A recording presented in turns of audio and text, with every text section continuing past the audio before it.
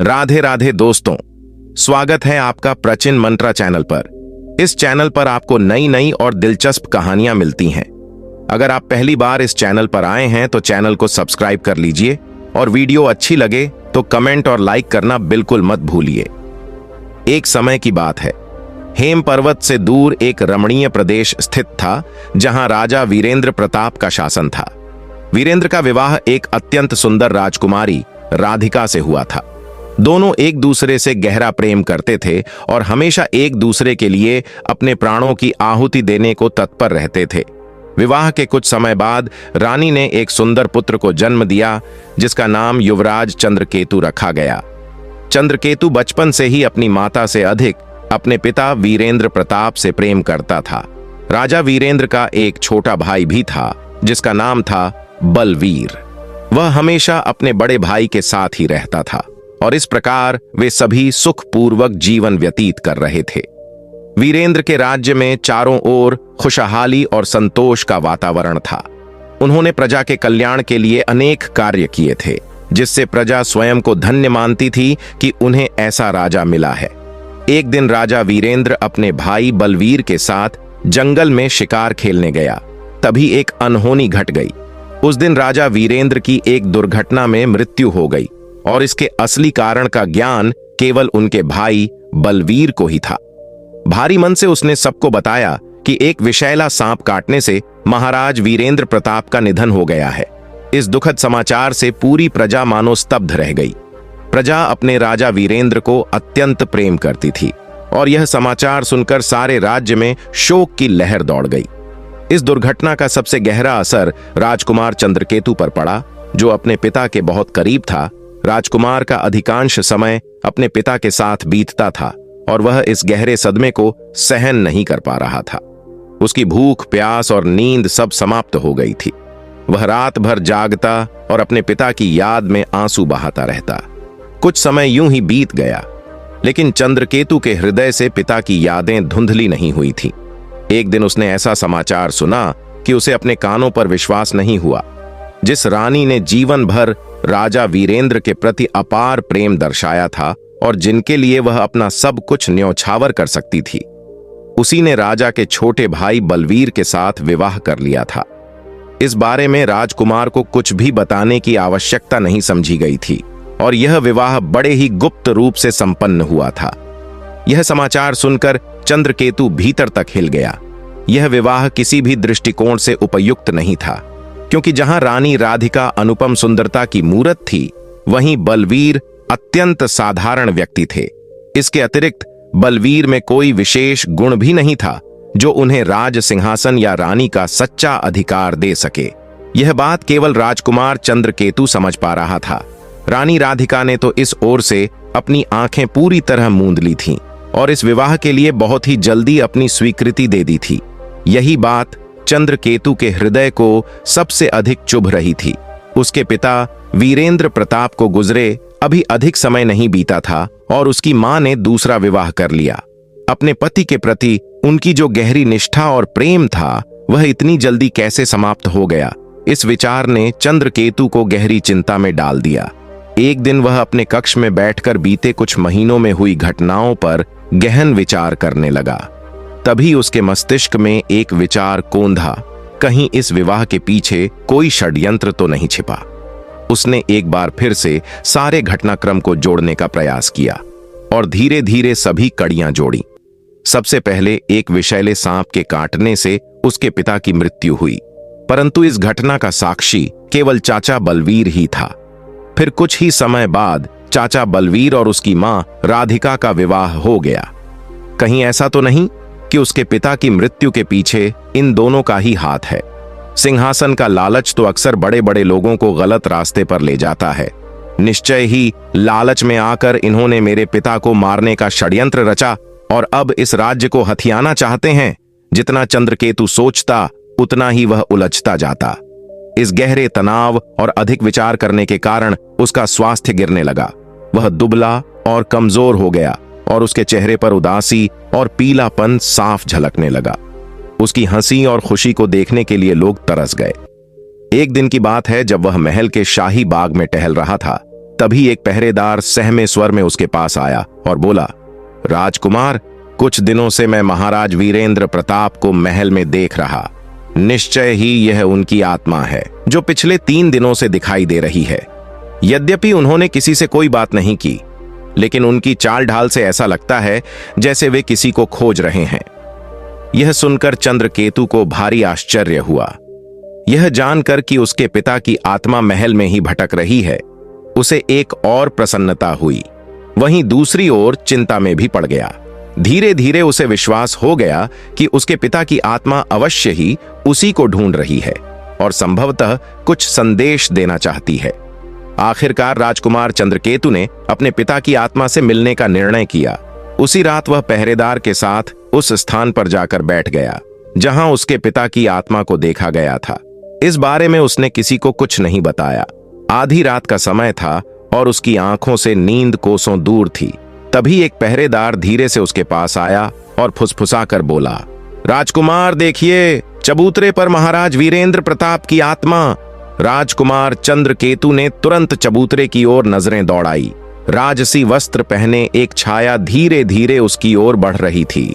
चाल ढाल और वस्त्रों से चंद्रकेतु समझ गया कि यह उसके पिता वीरेंद्र प्रताप की आत्मा है। मृत्यु के समय वही राजसी पोशाक उनके शरीर पर थी जो अब हल्की चांदनी में साफ दिखाई दे रही थी। चंद्रकेतु पिताजी कहकर उनकी ओर दौड़ा। पहरेदार ने उसे रोकने की कोशिश की, लेकिन वह खुद को छुड़ाकर उस ओर बढ़ता रहा। जब दोनों के बीच कुछ ही कदमों की दूरी बची थी तो छाया ने उसे इशारे से एकांत में आने का संकेत किया। एक पल के लिए चंद्रकेतु का चेहरा पसीने से तर हो गया। मन में संदेह उमड़ा कि कहीं यह कोई और भटकती आत्मा तो नहीं जो उसके पिता के रूप में उसके पास आई हो और उसे हानि पहुंचाए। वह वहीं ठिठक गया। तभी उसकी अंतरात्मा ने उसे शांत करते हुए कहा, राजकुमार, यह भय और संदेह व्यर्थ है। यह तुम्हारे पिता ही हैं। चंद्रकेतु का डर कम हो गया और वह छाया के साथ एक कोने में जा पहुंचा। आसपास नजर घुमाकर आत्मा ने सुनिश्चित किया कि कोई उनकी बात सुन नहीं रहा। फिर आत्मा के मुंह से धीमे स्वर में पहला शब्द निकला, पुत्र। मेरे बेटे पिता की आवाज सुनकर चंद्रकेतु की आंखों में आंसू छलक आए। उसका मन हुआ कि दौड़कर पिता से लिपट जाए, परंतु आत्मा ने उसे रोक दिया। खुद को संभालते हुए चंद्रकेतु बोला, पिताजी, आप अब तक इस प्रकार क्यों भटक रहे हैं? कौन सी बात आपकी मुक्ति में बाधा बनी हुई है? कृपया मुझे सब कुछ बताइए।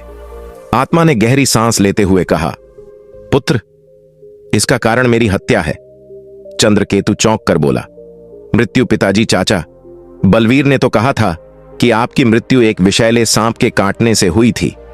वीरेंद्र प्रताप की आत्मा ने जवाब दिया, नहीं, मेरी मृत्यु किसी सांप के कारण नहीं हुई, बल्कि मेरी हत्या की गई। इसी रहस्य को प्रकट करने के लिए मेरी आत्मा अब तक यहां भटक रही है। अब यह सच बताकर मुझे शांति मिलेगी। चंद्रकेतु क्रोधित होते हुए बोला, किसने यह नीच कर्म किया है? मुझे बताइए पिताजी, मैं स्वयं उस दुष्ट को दंड दूंगा। आत्मा ने उसे संयम रखने की सलाह दी। शांत हो जाओ पुत्र, इस कार्य में धैर्य की आवश्यकता है। पहले पूरी बात सुनो।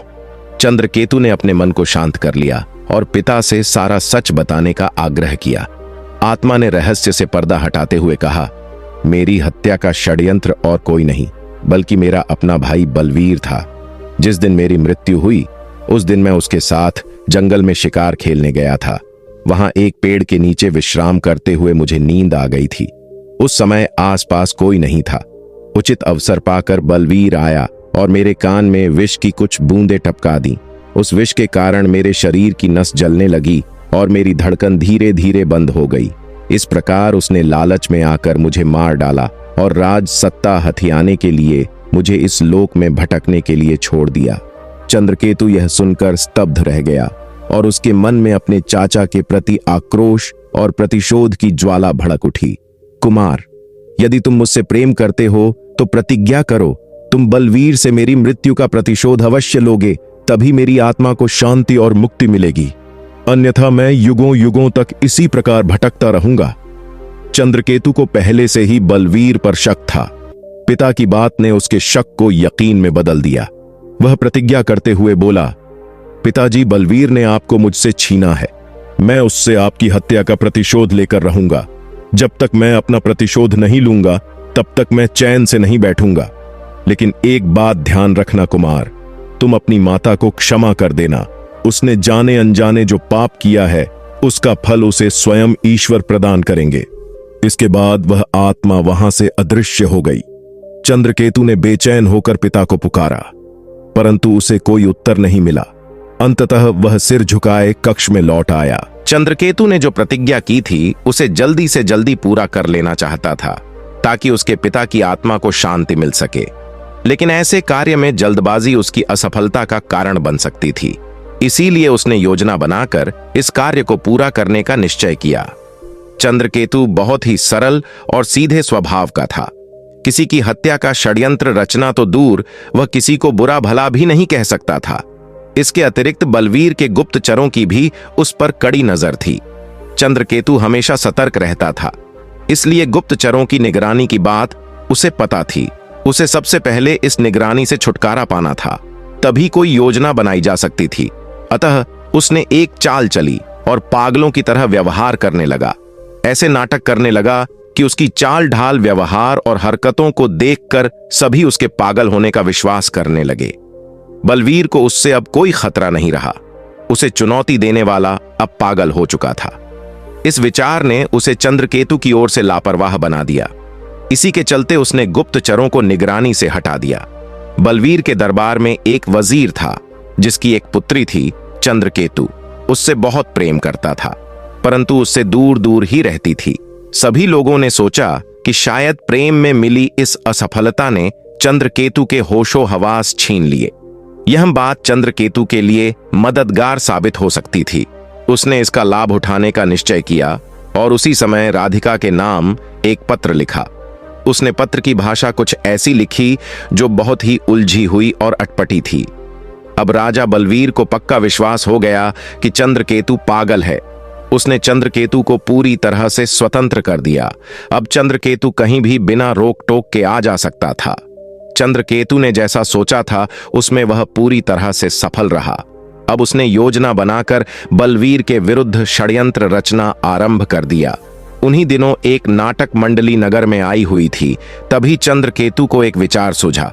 उसने नाटक मंडली को अपने पास बुलाया और उसके मुखिया से कहा, मैंने एक नाटक लिखा है। मेरी इच्छा है कि आपकी मंडली के अनुभवी कलाकार उसमें काम करें और इस नाटक का मंचन करें। इसके लिए आपको मैं इनाम भी दूंगा। असल में चंद्रकेतु ने जो नाटक लिखा था उसमें उनके पिता, उनकी मां राधिका और उनके चाचा बलवीर की कहानी को एक नए ढंग से पेश करना था। नाटक में दिखाया जाना था कि कैसे बलवीर ने एक षड्यंत्र रचकर उनके पिता की हत्या की थी। आपका विचार था कि वह विशेष रूप से इस नाटक को देखने के लिए बलवीर और राधिका को आमंत्रित करेंगे और यदि उनके पाप को लेकर उनके मन में जरा भी पछतावा होगा तो उनके हाव भाव ही उनके अपराध को प्रकट कर देंगे। नाटक मंडली के मुखिया ने उत्साहपूर्वक कहा, राजकुमार चंद्रकेतु, आपके लिखे नाटक में काम करना हमारे लिए सौभाग्य की बात होगी। क्या हम इस नाटक की कथा संक्षेप में सुन सकते हैं ताकि हम इसे बेहतर ढंग से समझ सकें? चंद्रकेतु ने नाटक का संक्षिप्त विवरण देना शुरू किया। यह नाटक एक राजा प्रतापगंज की कहानी है। राजा अपनी रानी से असीम प्रेम करता था और रानी भी उसे दिलोजान से चाहती थी। लेकिन राजा का एक विश्वासघाती चचेरा भाई था जिसने एक दिन उसे शाही बाग में सोते समय जहरीली बूंदों से मौत की नींद सुला दिया। इसके बाद वह स्वयं रानी से विवाह कर सिंहासन पर आसीन हो गया। यह कहानी बलवीर के पाप कर्म का परोक्ष रूप से वर्णन थी, जिसमें सिर्फ पात्रों के नाम बदल दिए गए थे। नाटक मंडली को कथा पसंद आई और उन्होंने इसे मंच पर लाने का वचन दिया। निश्चित दिन पर नाटक का मंचन हुआ, जिसमें बलवीर और राधिका को विशेष आमंत्रण भेजा गया। जैसे ही नाटक के दृश्य सामने आए, राधिका के चेहरे का रंग फीका हो गया और वह घबराहट में पसीने से भीग गई। बलवीर का दिल भी जोरों से धड़कने लगा और वह बेचैनी में कुर्सी पर पहलू बदलने लगा। यह दृश्य उसे जैसे भीतर तक झकझोर रहा था। जिस पाप को उसने गहरे दफन कर रखा था, वह मंच पर सबके सामने उजागर हो रहा था। आखिरकार उसने तबीयत खराब होने का बहाना बना राधिका के साथ वहां से चले जाने का निश्चय किया। चंद्रकेतु ने अपने एकांत कोने से यह सब देखा और संतोष का अनुभव किया कि उसके प्रयास का उद्देश्य सफल हुआ। नाटक समाप्त हुआ और दर्शकों ने खुलकर तारीफ की। रात में राधिका ने एक अत्यावश्यक काम का बहाना बनाकर चंद्रकेतु को अपने कक्ष में बुलाया। चंद्रकेतु जानता था कि नाटक देखने के बाद बलवीर चौकन्ना हो जाएगा और उसके खिलाफ चालें चलना शुरू कर देगा। इसीलिए उसने निर्णय कर लिया था कि किसी भी परिस्थिति में वह अपनी मां का अनादर नहीं करेगा, लेकिन सच्चाई से पीछे भी नहीं हटेगा। संकल्पित होकर वह राधिका के कक्ष में पहुंचा। राधिका ने गंभीर स्वर में कहा, तुम जो कर रहे हो वह अनुचित है। चंद्रकेतु, क्या तुम्हें अपने पिता के विरुद्ध ऐसा कुछ करते हुए शर्म नहीं आती? चंद्रकेतु का चेहरा कठोर हो उठा। वह बोला, किस पिता की बात कर रही हैं आप? उस पिता की जो सच में मेरे पिता थे, या उस व्यक्ति की जो पिता बनने की कोशिश कर रहा है? राधिका ने प्रतिकार किया, मैं बलवीर की बात कर रही हूं। अब वही तुम्हारे पिता हैं। यह सुनकर चंद्रकेतु का क्रोध चरम पर पहुंच गया।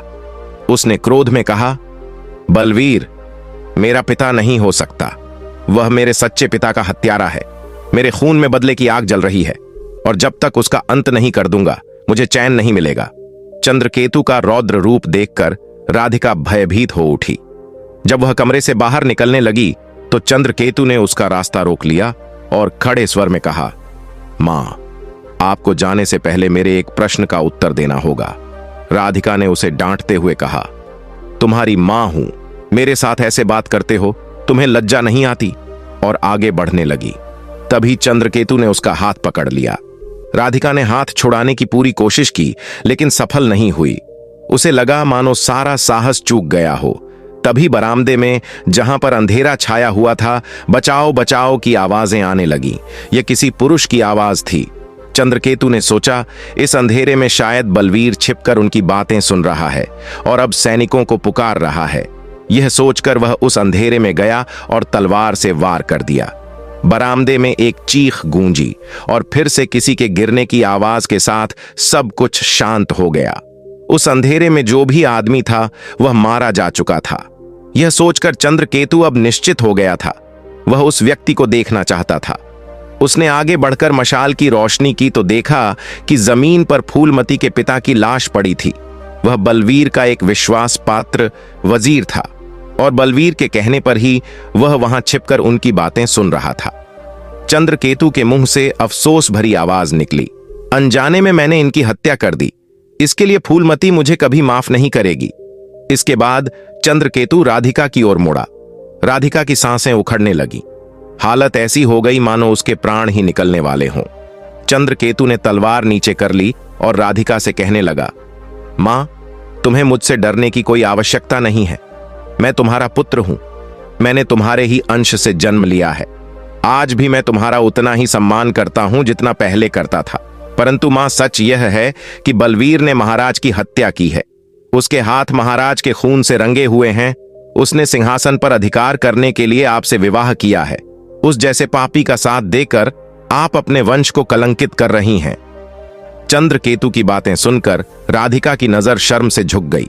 उसके पास अब कहने के लिए कुछ नहीं था। चंद्रकेतु ने माता के सिर को ऊपर उठाया और दीवार पर टंगी हुई महाराज की तस्वीर की ओर देखते हुए संकेत करते हुए बोला, देखो मां, पिताजी हमारी ओर कितनी उम्मीद भरी निगाहों से देख रहे हैं। वे अपने हत्यारे से प्रतिशोध चाहते हैं। वे चाहते हैं कि हम एक साथ बलवीर को उसके किए की सजा दें। इस काम में आप मेरी सहायता करेंगी। चंद्रकेतु के मुंह से स्नेहपूर्ण शब्द सुनकर राधिका की आंखें आंसू से भर आईं। उसके मन में ममता का सागर हिलोरे लेने लगा। उसने अपने पुत्र को गले से लगा लिया। चंद्रकेतु ने उसे सांत्वना देते हुए कहा, तुम चिंता मत करो मां, मैं बलवीर को उसके किए की सजा अवश्य दूंगा। मुझे सिर्फ आपके आशीर्वाद की जरूरत है। तभी कमरे में एक स्वर गूंज उठा जिसने चंद्रकेतु की बात को पूरा किया, जिससे कि मैं अपने पिता की हत्या का बदला ले सकूं। चंद्रकेतु ने चौंक कर उस आवाज की दिशा की ओर देखा। वहां उसके पिता की आत्मा खड़ी हुई थी। वह खुशी से चीख उठा, पिताजी, आप आ गए। महाराज की आत्मा शांत स्वर में बोली, पुत्र, मैं तुम्हें यहां तुम्हारे कर्तव्य की याद दिलाने के लिए आया हूं। तुम्हें अपनी प्रतिज्ञा याद है ना? तुम्हें बलवीर से मेरी हत्या का बदला लेना है। पिताजी, मैं यह बात कभी नहीं भूल सकता। अपनी प्रतिज्ञा पूरी करने के लिए मैं अपनी जान की बाजी लगाने से भी पीछे नहीं हटूंगा। उसे उसके पाप का फल अवश्य भुगतना पड़ेगा। पुत्र, याद रखना, जब तक बलवीर जीवित है तब तक मेरी आत्मा को शांति नहीं मिलेगी। मैं इसी तरह यहां वहां भटकता रहूंगा। उससे प्रतिशोध ही मेरी मुक्ति का एकमात्र उपाय है। यह कहकर राजा की आत्मा अदृश्य हो गई। राधिका आश्चर्यचकित होकर कभी चंद्रकेतु को देख रही थी तो कभी उस स्थान की ओर जिस ओर मुंह करके चंद्रकेतु बोल रहा था। ना तो उसे वहां पर कोई दिखाई दे रहा था और ना ही उसने किसी की आवाज सुनी, परंतु उसे अपने केतु जानता था कि राधिका महाराज की आत्मा की उपस्थिति से पूरी तरह से अज्ञात है।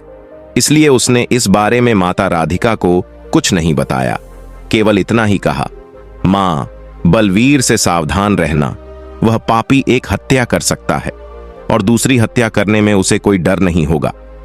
अगर उसे पता चला कि आप मेरा साथ दे रही हैं तो वह आपको भी जीवित नहीं छोड़ेगा। इसलिए जो कुछ भी करना सोच समझ कर करना। यह कहकर चंद्रकेतु कक्ष से बाहर चला गया। उधर बलवीर के गुप्तचरों ने माता और पुत्र के इस मिलन की खबर उसे दे दी थी। उसने निश्चय कर लिया कि वह अगले दिन ही चंद्रकेतु को विदेश भेज देगा। दूसरे दिन प्रातःकाल उसने चंद्रकेतु को बुलाया और कठोर स्वर में बोला, कुमार, तुमने कल रात मेरे सबसे वरिष्ठ और वफादार वजीर की हत्या करके मेरे लिए संकट खड़ा कर दिया है। इस घटना के कारण प्रजा में क्रोध और असंतोष की लहर उठ रही है। इसलिए उचित यही होगा कि तुम कुछ दिनों के लिए यहां से चले जाओ। मैंने इसका सारा इंतजाम भी कर दिया है। जब सब कुछ शांत हो जाएगा तब तुम वापस लौट आना। इसके बाद उसने 2 विश्वसनीय अधिकारियों के साथ चंद्रकेतु को जबरदस्ती एक समुद्री जहाज पर चढ़ाकर विदेश भेज दिया। उन अधिकारियों को विशेष रूप से यह हिदायत दी गई थी कि मार्ग में मौका देखकर वे चंद्रकेतु को मौत के घाट उतार देंगे। चंद्रकेतु उनके इरादों को भली भांति समझ रहा था, लेकिन वह विवश था। मार्ग में समुद्री डाकुओं ने जहाज पर आक्रमण कर दिया। दोनों पक्षों में भयंकर युद्ध हुआ, लेकिन डाकुओं का सरदार चंद्रकेतु को पहचान गया था। अतः उसने चंद्रकेतु को पूरे सम्मान के साथ वापस उसके देश भेज दिया। अपने देश पहुंचते ही चंद्रकेतु को एक बुरी खबर मिली। पिता की मृत्यु के बाद फूलमती को गहरा सदमा पहुंचा था। इस सदमे को सहन न कर पाने के कारण उसने आत्महत्या कर ली थी। उस समय उसका अंतिम संस्कार किया जा रहा था और वहां बलवीर, राधिका और अन्य दरबारी गण उसकी अंतिम क्रिया में उपस्थित थे। चंद्रकेतु तेजी से दौड़ता हुआ वहां आया। वहां पर फूलमती का भाई भी मौजूद था। उसने जब चंद्रकेतु को देखा तो वह बलवीर से कहने लगा, महाराज, इसी ने मेरे पिता की हत्या की है और यही मेरी बहन की आत्महत्या का कारण है। इसने मेरा घर उजाड़ दिया। मैं इसे अपने हाथों से दंड देना चाहता हूं। बलवीर ने कहा, तुम्हारा आरोप 100% सही है, परंतु इसका अर्थ यह नहीं कि तुम इसे दंडित कर सकते हो। मैं तुम दोनों के बीच द्वंद्व युद्ध निश्चित करता हूं। जो उसमें विजय होगा उसे ही जीवित रहने का अधिकार होगा। बलवीर ने मन ही मन मुस्कुराते हुए अपना निर्णय दे दिया। वह जानता था कि फूलमती के भाई की तुलना में चंद्रकेतु अभी बच्चा है। वह उसका सामना नहीं कर पाएगा। द्वंद्व युद्ध में जिन तलवारों का उपयोग किया जाना था, उनमें जो तलवार फूलमती के भाई के पास थी, उस पर बलवीर ने जहर लगवा दिया था। निर्धारित समय पर दोनों में युद्ध आरंभ हुआ। उसे देखने के लिए सारा नगर उमड़ आया था। इसको देखने के लिए राधिका और बलवीर भी वहां उपस्थित थे। पहले तो चंद्रकेतु फूलमती के भाई पर हावी था, लेकिन धीरे धीरे उसने चंद्रकेतु पर प्रहार करना शुरू किया और फिर उसने उस पर एक प्राण घातक वार भी किया। चंद्रकेतु ने खुद को बचाने के प्रयास किए, परंतु फिर भी तलवार ने उसके शरीर पर घाव बना डाला। इसके बाद एक भयंकर संघर्ष के बाद चंद्रकेतु ने फूलमती के भाई से उसकी तलवार छीनकर उसी को खोप दी। इसके बाद चंद्रकेतु को अपने पिता की मृत्यु की याद आई और उसने बलवीर को देखकर सोचा कि इस पापी ने ही मेरे पिता को तड़पा तड़पा कर मारा था। चंद्रकेतु तेजी से बलवीर की ओर लपका। उसने सारी शक्ति एकत्रित की और सिंहासन के सामने जा पहुंचा। बलवीर ने भागने की कोशिश की, परंतु तब तक बहुत देर हो चुकी थी। चंद्रकेतु ने उसके सीने में तलवार खोप दी। बलवीर भयंकर चीत्कार करते हुए जमीन पर गिर पड़ा और कुछ ही देर में उसने प्राण त्याग दिए। अब चंद्रकेतु के चेहरे पर संतोष और प्रसन्नता के भाव उतर आए। आखिरकार उसने अपने पिता की मृत्यु का प्रतिशोध ले ही लिया था और अब उसे संतुष्टि थी कि बलवीर की मृत्यु के बाद उसके पिता की आत्मा को भी शांति मिल गई होगी। उसी मंच पर बैठी राधिका, जो सब कुछ देख रही थी, उसने इस बात का कोई विरोध नहीं किया। बलवीर के मरने के बाद वह अपनी जगह से उठी और सारी प्रजा के सामने उसने सारी सच्चाई बता दी और अपना अपराध भी स्वीकार करते हुए चंद्रकेतु को राजा बनाने की घोषणा कर दी। इसके बाद चंद्रकेतु देश का राजा बन गया। सारी प्रजा भी उसे राजा के रूप में पाकर बहुत खुश थी और सब लोग चंद्रकेतु की जय जयकार करने लगे। उसने कई सालों तक अपनी प्रजा की भलाई के लिए काम किए और उनके दिलों पर राज किया। तो दोस्तों, आपको आज की कहानी अच्छी लगी तो चैनल को सब्सक्राइब कर दीजिए और कमेंट्स में राधे राधे लिखना ना भूलना। फिर मिलते हैं एक नई कहानी के साथ। राधे राधे।